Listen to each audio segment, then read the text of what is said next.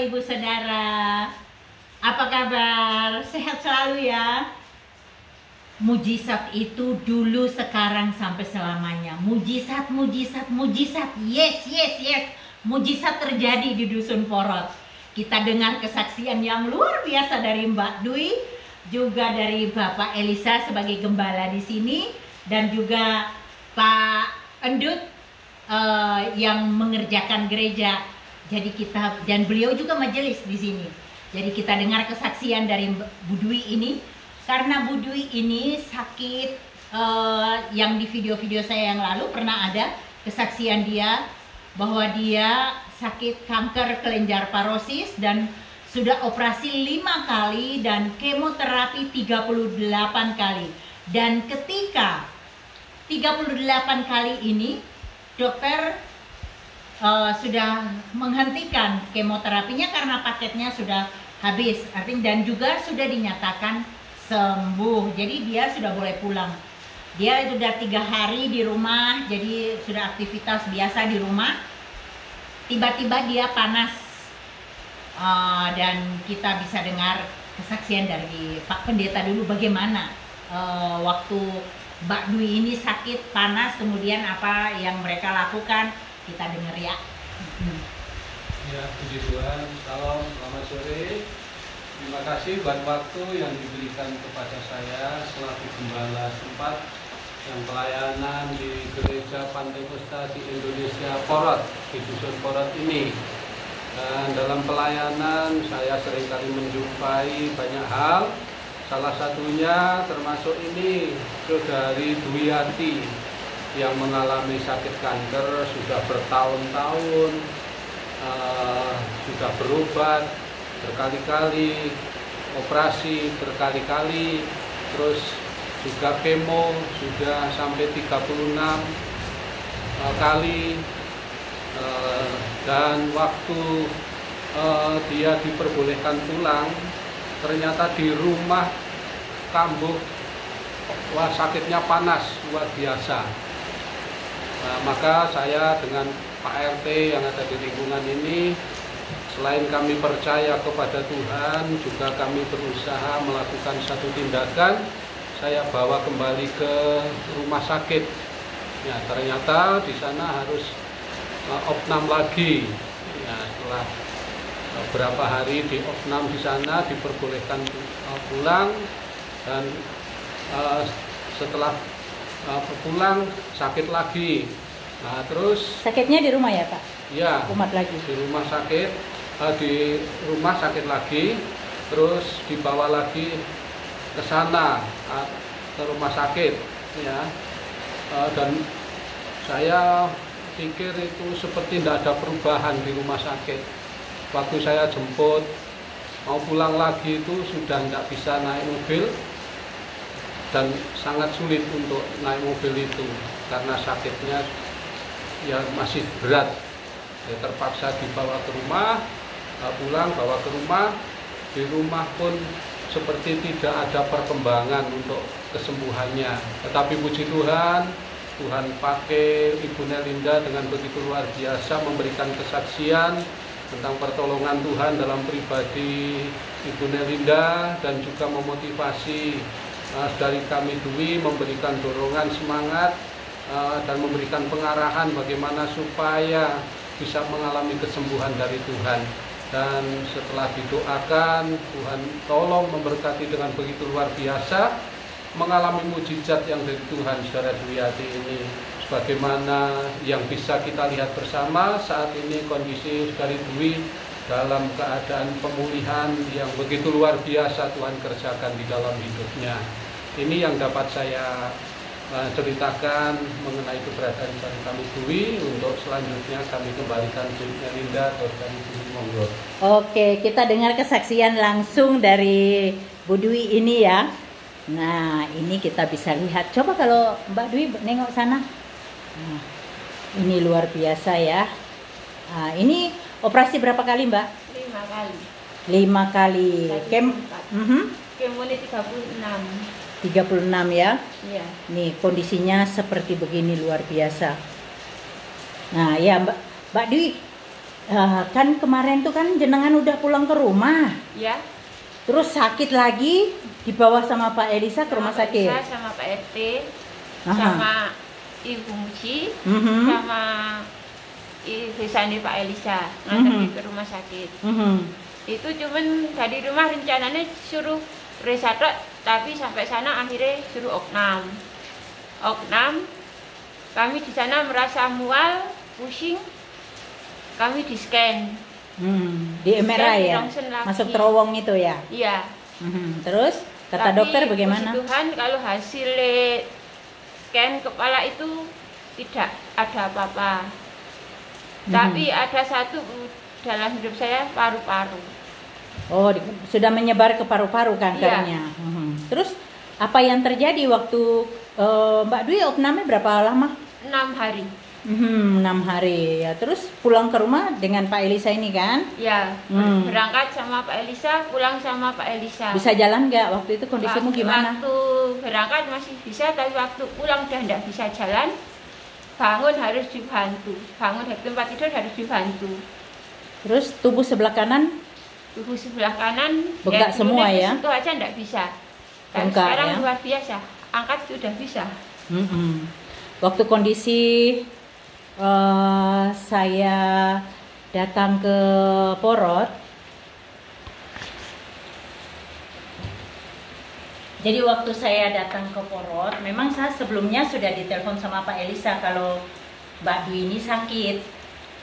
Cuma saya nggak bisa kesini karena di waktu yang bersamaan papinya anak-anak saya juga sedang opname juga di rumah sakit dan membutuhkan perhatian juga dari saya karena tidak ada siapa-siapa yang bisa menolong beliau. Kebetulan saya yang ada dan saya bisa menolong, membawa ke rumah sakit dan juga tambah darah dan segala macam gitu, yang kondisinya juga cukup parah waktu itu.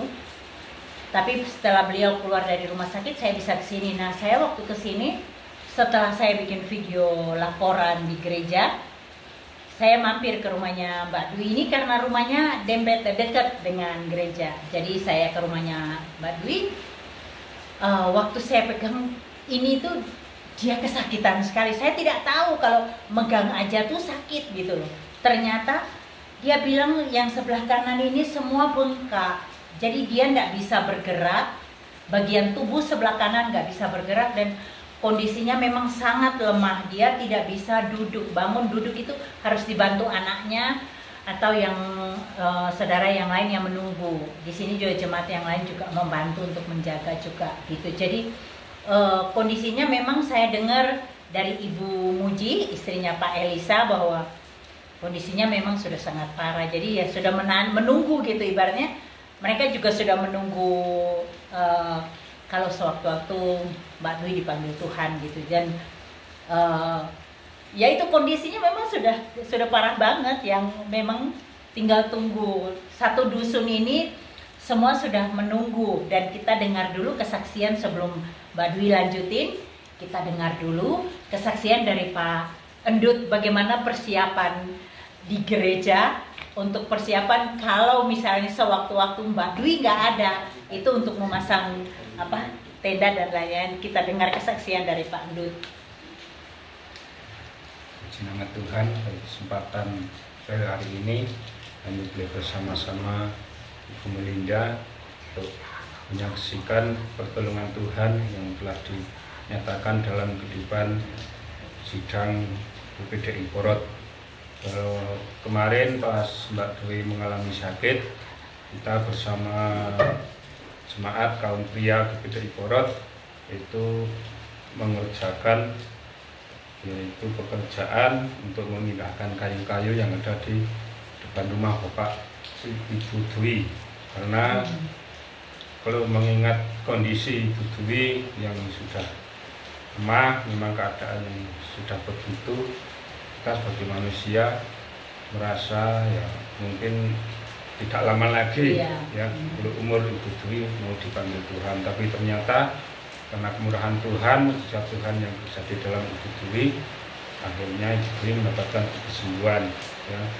Kami bersama-sama jemaat itu pulang dari ibadah, bersama-sama mengerjakan pekerjaan itu, memindahkan kayu-kayu yang ada di rumahnya Ibu Oh, di Iya. rumahnya Mbak Dwi. Iya. Nah, Iya. kita bisa Saksian. dengar itu luar biasa ya. Jadi setahu saya waktu itu jadi Pak Endut juga dengan teman-teman dan jemaat yang lain sudah mindahin bekas-bekas kayu dan lain-lain juga, berangkal-berangkal yang di samping berangkal itu bekas bekas bangunan itu sudah dipindahin ke belakang gereja, disingkirkan semua karena di depan rumahnya Mbak Dwi itu sangat sempit kalau dipasangin tenda, jadi pastinya akan ke samping gereja. Jadi sudah dibersihkan area itu untuk persiapan pemasangan tenda kalau nanti Mbak Dwi ini nggak ada. Dan saya juga sudah dengar dari Pak Elisa kalau ada tetangga depan yang melihat waktu Dwi dalam kondisi kritis itu sudah lihat hantunya, si hantunya Dwi. Bagaimana Pak Elisa? Iya, ini ada tetangga yang ada di bawah gereja, depan gereja itu juga jemaat Tuhan. Iya. Melihat bahwa Saudara Dwiyati itu ada di luar rumah, padahal sama sekali tidak bisa bangun di kamar itu. Kenyataannya Mbak Dwi itu masih tidur saja di dalam rumah di kamar, tetapi mengapa di luar juga ada itu. Jadi ya, yang dikatakan hantu itu seperti itu, mungkin saya tidak pernah lihat, itu tetangga yang bilang yang lihat ada hantunya. Itu seperti itu. Nah, itu ya. Iya. Ya, saudara, itu jadi kita bisa lihat bagaimana kondisi Mbak Dwi, bisa saya gambarkan kondisi yang memang sudah sangat parah. Saya pun setelah saya datang, kemudian saya layani, saya itu jujur sebagai hamba Tuhan saya ada keraguan gitu. Tapi saya bilang sama dia, tidak ada yang mustahil bagi Tuhan. Lazarus yang mati 4 hari di dalam kubur, logika kita manusia kalau di sana tuh kan di tempatnya Lazarus itu panas, pasti sudah mulai bau. Itu saja Tuhan bilang Lazarus keluarlah. Lazarus keluar kok, apalagi kamu Mbak Dwi. Kamu cuma sakit begini, buat Tuhan itu mudah sekali dia menyembuhkan kamu. Asal kamu mau percaya dan mengandalkan dia. Jadi saya arahkan dia untuk terjadi pengampunan, pelepasan. Ternyata waktu saya layani terjadi pelepasan. Rupanya dia menyimpan marah, menyimpan sakit hati, dendam itu luar biasa. Bertahun-tahun dia gemboli, dia pegang erat itu perasaan. Itu karena apa? Keegoisan, kesombongan, keangkuhan kita sebagai manusia. Kita merasa harkat diri kita direndahkan, sehingga kadang-kadang kita nyimpan. Itu menjadi batu sandungan, jadi malapetaka buat tubuh jasmani kita. Dan saya ucapkan itu sama dia, kau harus mengampuni, lepaskan pengampunan. Dan puji Tuhan, hari itu malam itu terjadi pelepasan.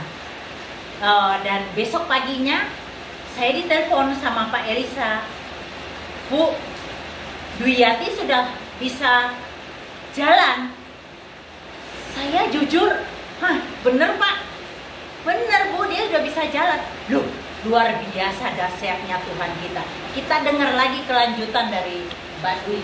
Ya, terus itu saya datang, bagaimana saya pelayanannya bagaimana? Pelayanan Ibu, terima kasih. Mujizat terjadi. Saya melepas semua itu, mujizat terjadi. Sampai banyak orang yang melihat, pada heran, ketakutan. Ketakutan dikira, kenapa ketakutan? Karena di saat mereka nengok saya, posisi saya tidak bisa bangun, tidak bisa apa-apa.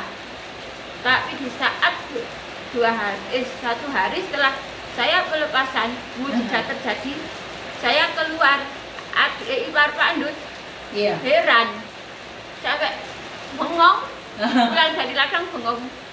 Bengong, dia lihat sampai nggak bisa bergerak dia. Iya. Dikiranya hantu.